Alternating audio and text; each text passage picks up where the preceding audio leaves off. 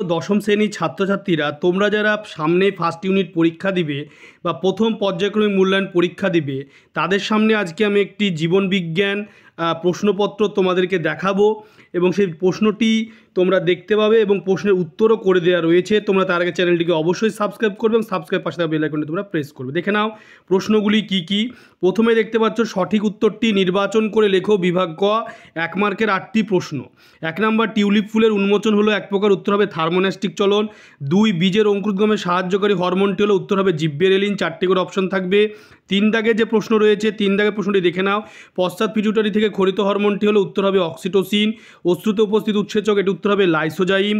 প্যারামিসেমের গমনাঙ্গ, উত্তর হবে সিলিয়া। এরপরে তোমরা দেখতে পাচ্ছ 6 দাগে যে প্রশ্নটি রয়েছে মানুষের জননকোষে ক্রোমোজোমের সংখ্যা, উত্তর হবে 23।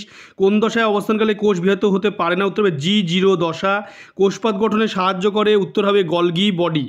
তোমরা দেখতে পাচ্ছ 8 দাগের 8টি প্রশ্ন হয়ে গেল এমসিকিউ। এরপরে তোমরা 2 দাগে দেখে নাও, নির্দেশ অনুসারে নিচের প্রশ্নগুলির উত্তর দাও, যে কোনো 9টি 1 মার্কের।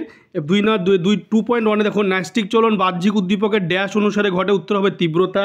ক্রেস্কোগ্রাফ দ্বারা উদ্ভিদের বয়স পরিমাপ করা যায়, সত্য না মিথ্যা, উত্তর হবে মিথ্যা। পরমধ্যে দৈর্ঘ্যবৃদ্ধিতে সাহায্য করে কোন উদ্ভিদ হরমোন, উত্তর হবে জিব্বেরেলিন।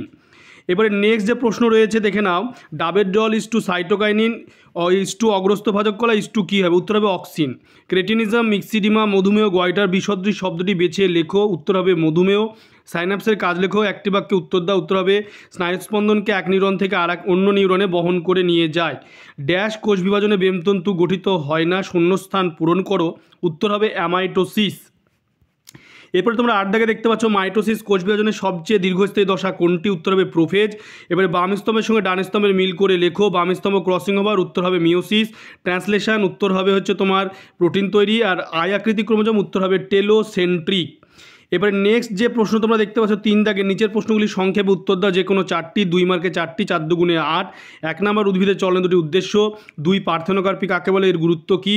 3 হিস্তানীয় হরমোন কাকে বলে, উদাহরণসহ লেখো। 4 মেনিনজেস কি, কোথায় অবস্থিত। 5 ক্রোমোজোম এবং ক্রোমাটিডের মধ্যে দুটি পার্থক্য লেখো। 6 মেটাফেজ প্লেট কাকে বলে। এই 6টির মধ্যে তোমাদেরকে 4টি লিখতে হবে 2 মার্কের। এবার তোমরা দেখতে পাচ্ছ যে 4 দাগের নিচের প্রশ্নগুলি উত্তর দাও। 5 মার্কের 3 5 15 একটি 4.1 একটি নিউরনের পরিচ্ছন্ন চিত্র অঙ্কন করে নিচের অংশগুলি চিহ্নিত করো। অংশগুলি হচ্ছে কোষদেহ, মায়োলিন শীথ, নিউরোলেমা, অ্যাক্সন। 3 হচ্ছে ছবির জন্য, 2 হচ্ছে চিহ্নিতর জন্য। অথবা মানবচক্ষুর লম্বচ্ছেদে চিত্র অঙ্কন করো এবং নিচের অংশগুলি চিহ্নিত করো।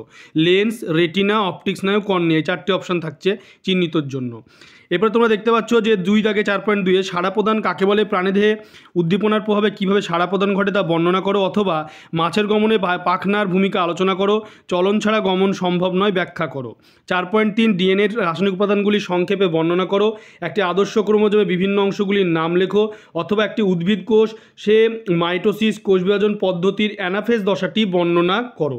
ভিডিওটি তোমরা বেশি করে শেয়ার করবে। কোনো প্রশ্ন উত্তরের প্রয়োজন পড়লে তোমরা আমাকে কমেন্ট করেও জানাতে পারো।